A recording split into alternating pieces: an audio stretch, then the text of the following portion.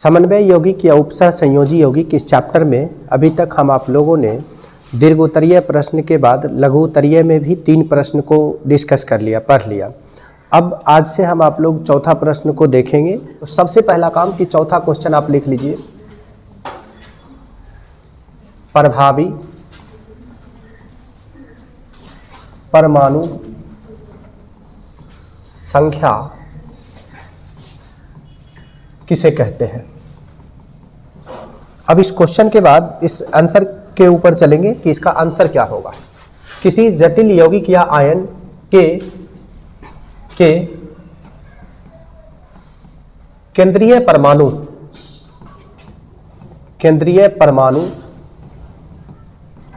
में उपस्थित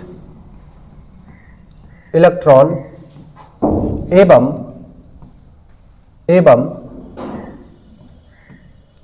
उपसह संयोजी बंधन बनाने में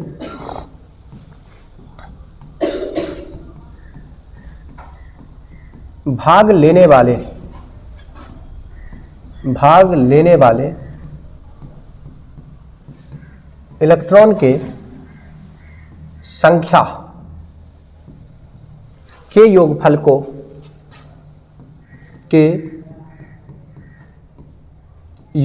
को प्रभावी परमाणु संख्या कहते हैं। इसको अगर सिंबल में कभी आपको लिखने का मन कर जाए तो लिख सकते हैं। इसे संक्षेप में इफेक्टिव एटॉमिक नंबर EAN लिखा जाता है। अब रही बात कि किसी भी जटिल यौगिक या आयन के केंद्रीय परमाणु में कितना इलेक्ट्रॉन होगा, इस बात को समझिए। देखिए, आपको भी पता है कि कोई परमाणु जब उदासीन अवस्था में होता है तो उसमें उपस्थित इलेक्ट्रॉन की संख्या प्रोटॉन की संख्या और परमाणु संख्या के बराबर होता है, इसलिए हमने Z लिख दिया। अब चूंकि कॉम्प्लेक्स कंपाउंड है तो केंद्रीय परमाणु का कुछ ना कुछ ऑक्सीडेशन नंबर होगा। जितना ऑक्सीडेशन नंबर होगा उतना इलेक्ट्रॉन घटा देंगे, यानी उतना इलेक्ट्रॉन कम हो जाएगा। प्लस एक उपसह संयोजी बंधन बनाने में 2 इलेक्ट्रॉन लगता है, और कितना उपसह संयोजी बंधन बनता है तो किसी भी कॉम्प्लेक्स के अंदर उतना ही उपसह संयोजी बंधन बनेगा जितना उसका समन्वय संख्या होगा, जितना उसका क्या होगा, समन्वय संख्या होगा। तो इफेक्टिव एटॉमिक नंबर का फॉर्मूला हो जाएगा सर Z - ON + 2 × CN। अब इस पर ना प्रॉपर एक क्वेश्चन ले लेते हैं और उस क्वेश्चन के माध्यम से हर एक चीज बेहतर रूप से समझ लेते हैं। जैसे मानिए एक एग्जाम्पल हमने लिया K4FeCN का होल 6। हम इसका प्रभावी परमाणु संख्या निकालना चाहते हैं कि भाई इसका प्रभावी परमाणु संख्या कितना होता है, देख लेते हैं। देखिए, प्रभावी परमाणु संख्या निकालने से पहले आपको ऑक्सीडेशन नंबर और कोऑर्डिनेशन नंबर निकालना होगा। तो लोहा का ऑक्सीडेशन नंबर निकाल लीजिए, X मान लिया, पोटासियम +1, साइनाइड कितना -1, +4 + X -6 = 0, X - 2 = 0, X = कितना +2। ये लोहा का ऑक्सीडेशन नंबर हो गया। अब फाइनली हम आगे बढ़ेंगे और किसके तरफ, कोऑर्डिनेशन नंबर की तरफ। और कोऑर्डिनेशन नंबर इसका चेक करेंगे। देखिए, लोहा से 6 गो लिगेंड जुड़ल है और ये लिगेंड एक दंतूर है, तो इसका कोऑर्डिनेशन नंबर भी कितना हो गया, 6 हो गया। अब केंद्रीय परमाणु है क्या, लोहा है, Fe। Z लोहा का परमाणु संख्या कितना, 26, तो ये हम डाल देंगे। अब प्रॉपर जो भी सूत्र है उस सूत्र को लिख देंगे कि चूंकि effective atomic number Z - ON + 2 × CN।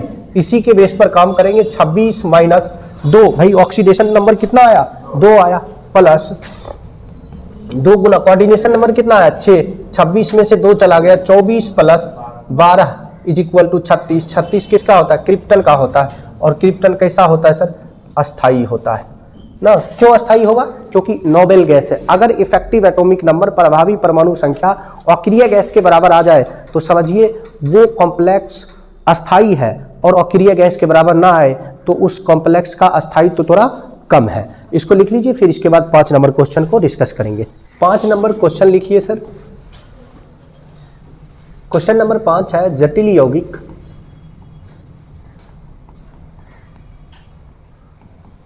K3 FeCl Cn का होल 6 का IUPAC नाम लिखें, का IUPAC नाम लिखें तथा Fe का EAN ज्ञात करें। EAN मतलब इफेक्टिव एटॉमिक नंबर यानी परमाणु संख्या कैलकुलेट करें। तो चलिए सबसे पहले चलते हैं इसका नाम लिखने के लिए। है क्या K3FeCN का होल 6। नाम लिखने के लिए भी तो ऑक्सीडेशन नंबर चाहिए ना सर। निकालिए X +1 -1 +3 +X -6 is equal to 0 ना, ऐसा दिया हुआ है। तो X -3 is equal to 0, X is equal to कितना +3। ये ना सर इसका क्या हो गया, ऑक्सीडेशन नंबर हो गया। कौन सा नंबर हो गया, ऑक्सीडेशन नंबर हो गया। अब नाम लिखते समय सबसे पहले किसको लिखते हैं, धनात्मक परमाणु को। धनात्मक परमाणु है क्या, पोटासियम। क्या गो पोटासियम है, 3 गो, संख्या से कोई लेना देना नहीं है। उसके बाद लिगेंड, क्या गो लिगेंड है, 6 गो, हेक्सा साइनाइडो, हेक्सा साइनाइडो। फिर हम हटाकर 8 लगा देंगे तो क्या कहलाएगा, फेरेट। 8 क्यों लग गया, क्योंकि काउंटर आयन नहीं है। फेरेट, कितना फेरेट भाई, 3 रोमन में लिखा जाता है। ये एक काम तो हो गया। दूसरा काम करता है कि EAN कैलकुलेट करें। तो EAN के लिए ऑक्सीडेशन नंबर चाहिए, निकाल चुके हैं। कोऑर्डिनेशन नंबर निकाल लेते हैं। कोऑर्डिनेशन नंबर जैसे कैलकुलेट करेंगे, देखिए इससे क्या गो जुटल है, 6 गो, एक दंतुर है तो 6। और ये केंद्रीय परमाणु है क्या, लोहा। लोहा का परमाणु संख्या अभी जस्ट पीछे वाले क्वेश्चन में भी आपने देखा था 26 हो गया। अब इफेक्टिव एटॉमिक नंबर का जो प्रॉपर फॉर्मूला है, effective atomic number is equal to Z - ON + 2 × CN। यही है ना सर, इस फॉर्मूला का उपयोग आप कर लीजिए और वैल्यू को रख दीजिए। Effective atomic number is equal to 26 minus oxidation number कितना आया है, 3 आया है कि 2 आया है, 3 आया है, -3 + 2 × 6 तो 23 + 12 इज इक्वल टू कितना, 35। क्या 35 अक्रिय गैस है, नहीं है ना, अक्रिय गैस नहीं है। 35 क्या है, ब्रोमीन है, अक्रिय गैस नहीं है, ये हाइड्रोजन है। ये क्या है, हाइड्रोजन है। तो इसका मतलब हो गया कि ये कैसा होगा, अस्थाई या अस्थाई, अस्थाई कॉम्प्लेक्स है। कैसा कॉम्प्लेक्स है, अस्थाई कॉम्प्लेक्स है, अस्थाई कॉम्प्लेक्स नहीं है। नोट करिए, ये 5 नंबर क्वेश्चन था लघु उत्तरीय का। 6 नंबर क्वेश्चन है सर, उभयलिंगी दंतुर या एम्बीडेंटेड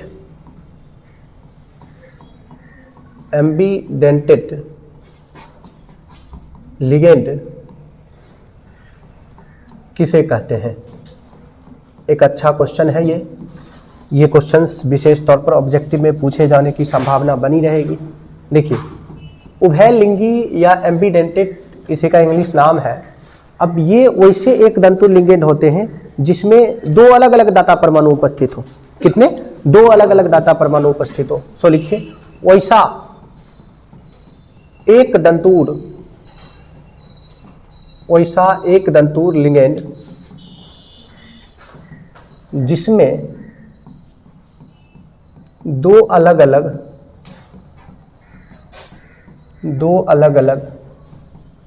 दाता परमाणु, 2 अलग अलग दाता परमाणु उपस्थित हो, उसे उभयलिंगी दंतुर या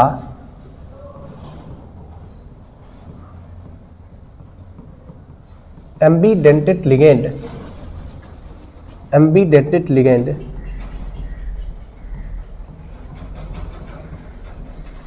कहते हैं, एम्बीडेंटेड लिगेंड कहते हैं। जैसे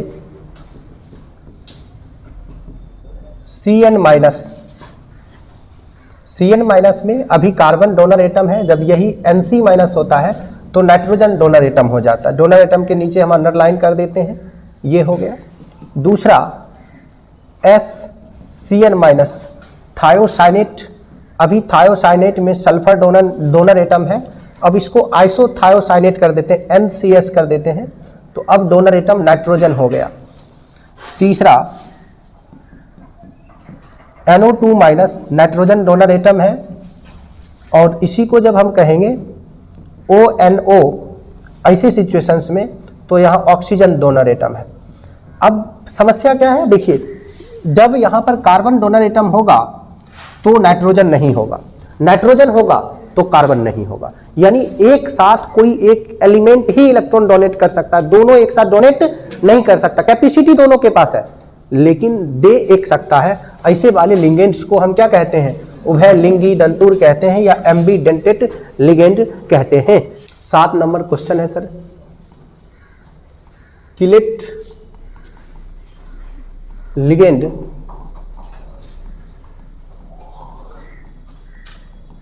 किसे कहते हैं? इसका एक अलग कहानी है सर। इसका कहानी क्या है कि भाई ये वैसा लिगेंड होगा जो केंद्रीय परमाणु से चक्रीय रूप में जुड़ा हो, वलय बनाता हो, रिंग बनाता हो, उसको हम क्या कहेंगे, किलेट लिगेंड कहेंगे। लिखिए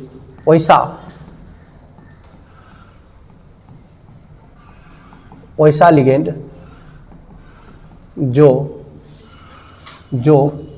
केंद्रीय परमाणु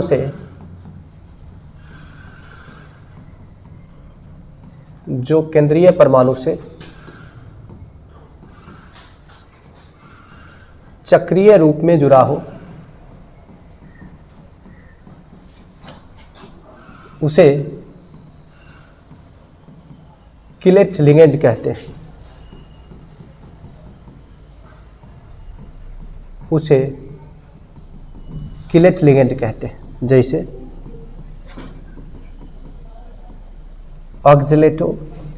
ऑक्सीलेटो का फॉर्मूला है C2O4 2 माइनस OX, इसको सिंबॉलिक टर्म में लिखा जाता है। अब इसका सिचुएशन क्या है वो समझिए। देखिए ये ऑक्सीजन जो मेटल से अटैच होता है वो कुछ इस प्रकार से, देखिए एक सर्कल बना दिया ना, इसको हम कहेंगे किलेट लिगेंड। क्या और भी किलेट लिगेंड है? भाई बहुत सारे किलेट लिगेंड हो सकते हैं। जैसे दूसरा हम लेते हैं इथेन 1,2 डायमीन। इथेन 1,2 डायमीन ये भी एक किलेट लिगेंड है। इसके लिए सिंबल में EN लिख सकते हैं। ये यहाँ पर ऋणात्मक लिगेंड है और ये उदासीन लिगेंड है, इसके ऊपर कोई चार्ज नहीं है, ये कंपाउंड के रूप में अवेलेबल है। तो इसका सिचुएशन देखिए, NH2 single bond CH2 single bond CH2 single bond NH2। इसमें दोनों नाइट्रोजन M नाम के केंद्रीय परमाणु से सर्कल के रूप में अटैच होता है, इसको हम आप लोग कहेंगे किलेट लिगेंड। क्वेश्चन नंबर 8, निम्नलिखित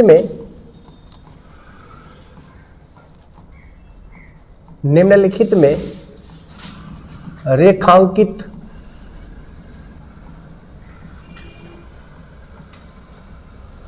रेखांकित तत्वों का ON मतलब ऑक्सीकरण संख्या ज्ञात करें।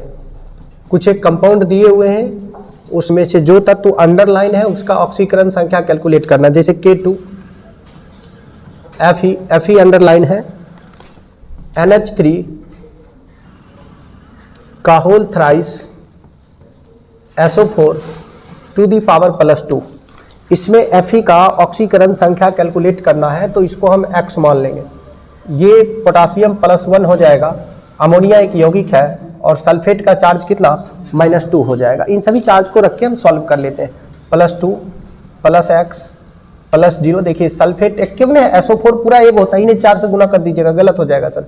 -2 बराबर क्या, +2 -2 कैंसिल, सो X बराबर +2। यानी कह सकते हैं कि इस कॉम्प्लेक्स के अंदर लोहा का ऑक्सीकरण संख्या कितना है, +2 है। आइए दूसरा कॉम्प्लेक्स पर चलते हैं। सेकंड नंबर कॉम्प्लेक्स है हमारे पास H2SO4 H2SO4। इस कॉम्प्लेक्स को यदि डिस्कस करें तो फिर क्या सिचुएशन बनने वाला, देखिए इसको हम क्या मान लेंगे X, ये हो गया +1, ये हो गया -2। इस बार ऑक्सीजन का रखा जा रहा है, क्योंकि सल्फेट इस बार है नहीं, सल्फेट के टर्म में सल्फर का निकालना ही है तो सल्फेट बचा ही नहीं। +2 +X -8 = 0, X -6 = 0, X = कितना, +6। तो H2SO4 में सल्फर का ऑक्सीडेशन स्टेट कितना आ गया, +6 आ गया। तीसरा कॉम्प्लेक्स पर चलते हैं। तीसरा कॉम्प्लेक्स क्या ले रखा है सर? तो तीसरा कॉम्प्लेक्स दे रखा है KMnSO4, ठीक है, ऐसा दे रखा है और इसमें Mn का निकालने के लिए कहा था। तो x ये हो गया +1, ये हो गया -2। सल्फेट पूरा एक है, इस बार पूरा सल्फेट बचा हुआ है। तो देखिए +1 + x -2 = 0, x - 1 = 0। वही मेरे फाइनली क्या आ जाएगा, x +1, x +1, यानी इस कॉम्प्लेक्स, इस कंपाउंड के अंदर Mn का ऑक्सीडेशन स्टेट +1 आया है। अगला देखते हैं नंबर 4, चौथा कॉम्प्लेक्स हमारे पास, चौथा कंपाउंड जो दिया हुआ है वो क्या है सर? K2Cr2O7, ये कंपाउंड दिया हुआ है। इसका ऑक्सीडेशन स्टेट कैलकुलेट करना। x पोटासियम +1, ऑक्सीजन -2, तो +2 + 2x - 14 = 0, 2x - 12 = 0, 2x +12, x +6। यानी इस कॉम्प्लेक्स में K2Cr2O7 में क्रोमियम का ऑक्सीकरण संख्या कितना आ गया? +6 आ गया। ऐसे ही हम सभी कॉम्प्लेक्स को लिख देते हैं, आप सभी का कैलकुलेट कर लेंगे। 4 हमने कर दिया, 4 अब कर लेना। पांचवा जो कॉम्प्लेक्स दिया हुआ है वो क्या है? NaAlO2, इसके अंदर एल्युमिनियम का निकालना है। छठा जो दिया हुआ है वो क्या है? C6H12O6, इसके अंदर कार्बन का निकालना है। और सातवां क्या है? सातवां है C3C2O4 का होल थ्राइस, इसमें Cr का निकालना है। आठवां और अंतिम मैं यहाँ पर लिखता हूँ, आठवां कॉम्प्लेक्स क्या दिया हुआ है? आठवां है सर Na2S4O7, इसमें S का निकालना है। तो जो भी अंडरलाइंस एलिमेंट है उसका ऑक्सीडेशन स्टेट कैलकुलेट करना। 4 हमने कर दिया। समन्वय यौगिक में लघुत्तरीय प्रश्न और दीर्घोत्तरीय प्रश्न समाप्त होता है। अब इसके बाद बारी है कि इस चैप्टर में कौन कौन से ऑब्जेक्टिव क्वेश्चन जो बोर्ड एग्जामिनेशन के लिए बहुत आवश्यक है उसको हम आप लोग एक बार टिक कर लेते हैं। जैसे देखिए सबसे पहला क्वेश्चन हमने इस बार लिया है, हीमोग्लोबिन किस धातु का जटिल यौगिक है? तो भाई हीमोग्लोबिन जो है वह लोहा का जटिल यौगिक है। क्लोरोफिल किस धातु का जटिल यौगिक है? क्लोरोफिल मैग्नीशियम धातु का जटिल यौगिक है। हीमोग्लोबिन किसका जटिल यौगिक है? इस बार सिंबल में दिया गया है तो F ही हम टिक कर देंगे। विटामिन B12 यौगिक है, किसका यौगिक है? कोबाल्ट का यौगिक है। इस बात का पूरा ख्याल रखिएगा। अगला क्वेश्चन देखिए, AgNH3 का होल ट्वाइस पावर +2 में Ag का ऑक्सीकरण संख्या क्या होगा? देखिए इसका निकालना है तो x कर लेंगे, ये यौगिक है 0 हो गया, तो x + 0 = +2। कुल मिलाकर इसका ऑक्सीकरण अवस्था हम सॉल्व करेंगे तो कितना आ जाएगा? +2 आ जाएगा। अगला क्वेश्चन है, इस क्वेश्चन को बोर्ड ने कितने बार पूछा ये काउंट करना संभव नहीं है, तो जरा देखिए ये x मान लेंगे, कार्बन मोनोऑक्साइड है 0, तो x + 0 × 4 = 0, तो कुल मिलाकर x बराबर क्या? 0। ये क्वेश्चंस कई बार पूछा हुआ है बोर्ड के अंदर, तो आप जल्दी से इसको टिक कर लीजिए, फिर हम आप लोग आगे बढ़ते हैं। तो टिक तो कर ही चुके होंगे। चलिए देखते हैं अगला क्वेश्चन को। अगला क्वेश्चन क्या है वो समझते हैं सर। अगला क्वेश्चन है इसी ऑब्जेक्टिव में,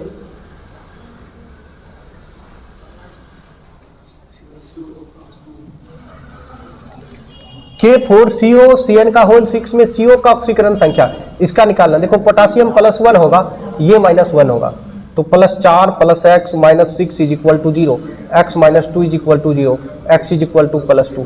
ऐसा कौन सा ऑप्शन है? Option number B.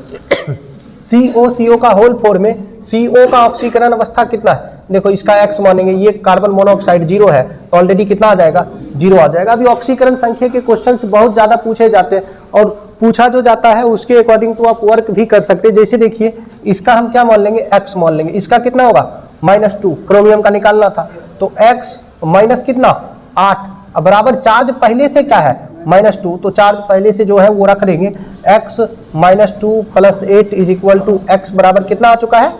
तो कौन सा ऑप्शन सही होगा? सी नंबर। अगला क्वेश्चन देखो, KMnO4 में Mn का ऑक्सीकरण संख्या कितना होगा? सर निकाल लो ना, इसका x मान लो, इसका +1, इसका -2, तो +1 + x - 8 = 0, x - 7 = 0, तो x कितना? +7। ऐसा कौन सा ऑप्शन है? ऑप्शन नंबर डी, तो डी टिक कर दीजिए। अगला क्वेश्चन देखिए, निम्नलिखित में कौन उभय तंतु लिगेंड है? मतलब ऐसा लिगेंड कौन है जिसके पास दोनों डोनर एटम है लेकिन एक साथ दे एक ही सकता है, तो ऐसा कौन है?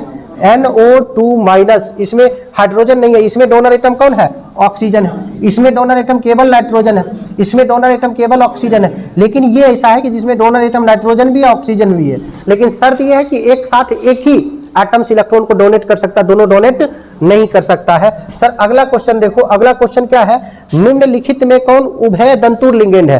भाई ये इसमें ये दोनों डोनर एटम है, अलग अलग डोनेट करता है, ये दोनों डोनर एटम है, अलग अलग डोनेट करता है, ये दोनों डोनर एटम है, अलग अलग डोनेट करता है, मतलब ऑल ऑफ दिज, इसके अंदर जितने एग्जांपल्स हैं सारे के सारे एग्जांपल उभय दंतुर लिगेंड के ही हैं। तो इसमें हम कौन सा ऑप्शन टिक करने वाले हैं, डी नंबर ऑप्शन टिक करने वाले। चलिए थोड़ा और आगे बढ़ते हैं और आगे के क्वेश्चंस पर आते हैं।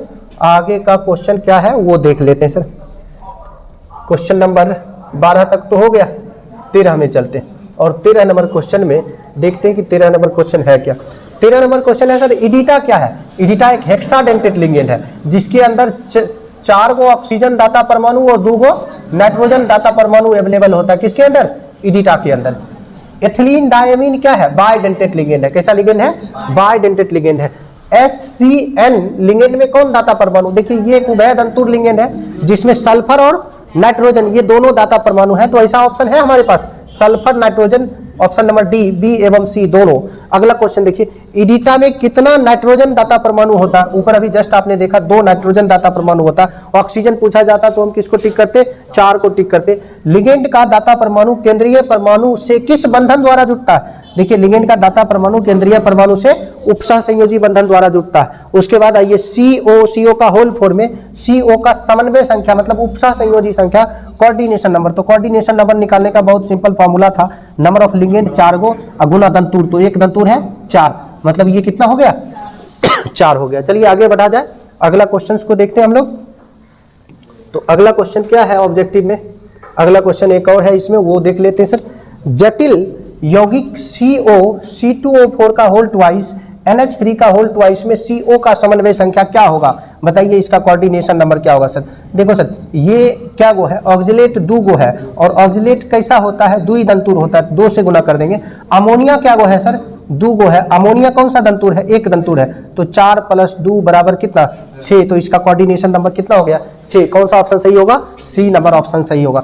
चलिए और आगे बढ़ते हैं और आगे के क्वेश्चंस पर आते हैं। भाई आगे के क्वेश्चंस में क्या दिए गए हैं, तो अगला क्वेश्चन है क्वेश्चन नंबर 20। हमारा काम का है प्रभावी परमाणु संख्या निकालना है। कैलकुलेशन चलेगा, लंबा चलेगा, बिना लंबा किए हुए आप आंसर तक नहीं पहुंच सकते। देखिए COEN का होल ट्वाइस Cl2 अब प्लस कॉम्प्लेक्स आयन का प्रभावी परमाणु संख्या ज्ञात करें। तो देखो सर, प्रभावी परमाणु संख्या इफेक्टिव एटॉमिक नंबर का सूत्र क्या है, Z - ON + 2 × Cn।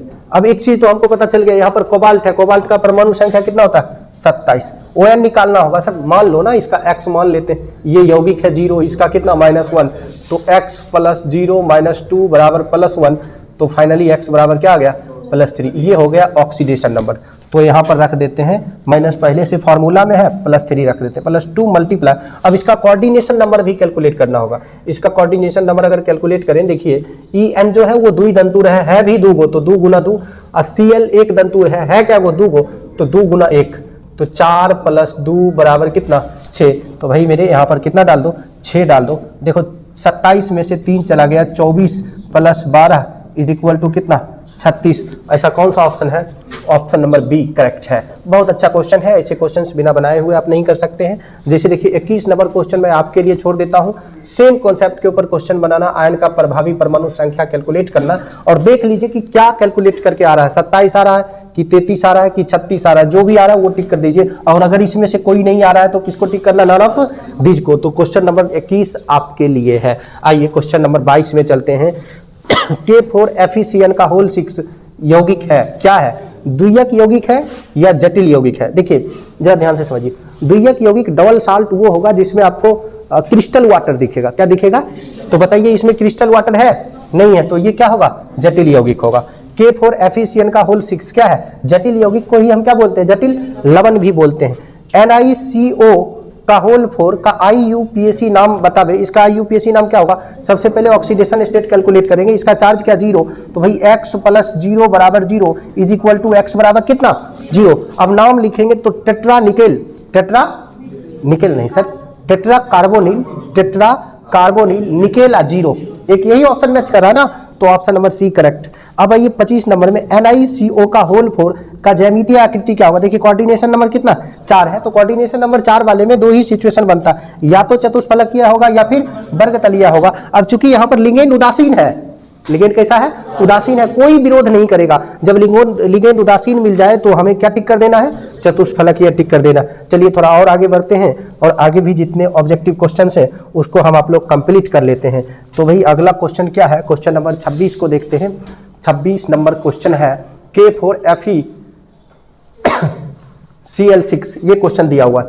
इसमें कहता है Fe का प्रसंकरण क्या होगा। मैं जरा बतला दूं कि प्रसंकरण जब कभी भी आप ढूंढने चलो तो कोऑर्डिनेशन नंबर चेक करो। कोऑर्डिनेशन नंबर कितना 6, कोऑर्डिनेशन नंबर 6 मतलब जिसके पास 6 ऑर्बिटल्स पूरता हो। देखो 1 2 2 4 एक पूरा नहीं होगा, 1 और 3 4 को पूरा नहीं होगा, 2 3 2 5 नहीं होगा, 1 3 4 2 कितना 6, मतलब कौन सा ऑप्शन सही है। सेम क्वेश्चन, बस थोड़ा सा पूछने का तरीका बदल गया, ठीक है। तो इसका भी ऑप्शन कौन सा सही होगा, sp3d2। निम्नलिखित संक्रमण धातु आयनों में कौन प्रतिचुंबकीय है। देखिए प्रतिचुंबकीय और अनुचुंबकीय का कॉन्सेप्ट आपको पता है, जिसके पास भाई अयुग्मित इलेक्ट्रॉन की संख्या 0 हो वो प्रतिचुंबकीय होता है, और ऐसा कौन होता है, Zn2+ होता है। पिछले कई चैप्टर से आप इस पॉइंट को पढ़ रहे हैं। क्वेश्चन नंबर 29 में आइए, वैसा एक दंतुर लिगेंड जिसमें एक से अधिक दाता परमाणु उपस्थित हो उसे क्या कहते हैं, उभय दंतुर लिगेंड कहते हैं। C2 में होता है, C2 में केवल 2 पाई बंधन होता है। भाई इसके लिए आपको MOT आना चाहिए, MOT आपने पढ़ा है, MOT पर 2 पाई बॉन्ड होता है। देखिए N2 अणु कैसा होता है, N2 अणु अनुचुंबकीय होता है। यहाँ पर एक बात लिख लीजिए आप बहुत अच्छा से, सॉरी N2 नहीं है, O2 अणु कैसा होता है, अनुचुंबकीय होता है। N2 के बारे में एक बात लिख लीजिए, N2 जो होता है वो प्रतिचुंबकीय होता है। N2 कैसा होता है, प्रतिचुंबकीय होता है। ये काम देगा कि N2 प्रतिचुंबकीय होता है। थोड़ा और आगे बढ़ते हैं, अगला क्वेश्चन की ओर चलते हैं। क्वेश्चन है या नहीं है, एक है, एक और क्वेश्चन बचा हुआ है, उसको भी करके आज का चैप्टर हम आप लोग खत्म कर लेते हैं। और कुल मिलाकर कहिए एक लंबी सांस के साथ इनऑर्गेनिक और फिजिकल खत्म हुआ। यूट्यूब पर इसके सारे लेक्चर्स हैं, अब बारी है किसका, ऑर्गेनिक का।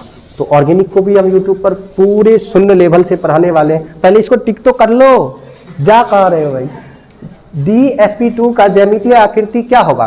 देखिए DsP2 का ज्यामितीय आकृति कैसा होगा, वर्गतलीय। Sp का कैसा होता है, रेखीय।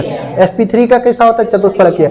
D2sp3 या sp3d2 का कैसा होता है, अष्टफलकीय। तो इसका हम कौन सा ऑप्शन टिक करने वाले, हो गया कंप्लीट। मिलते हैं अब कहाँ, ऑर्गेनिक।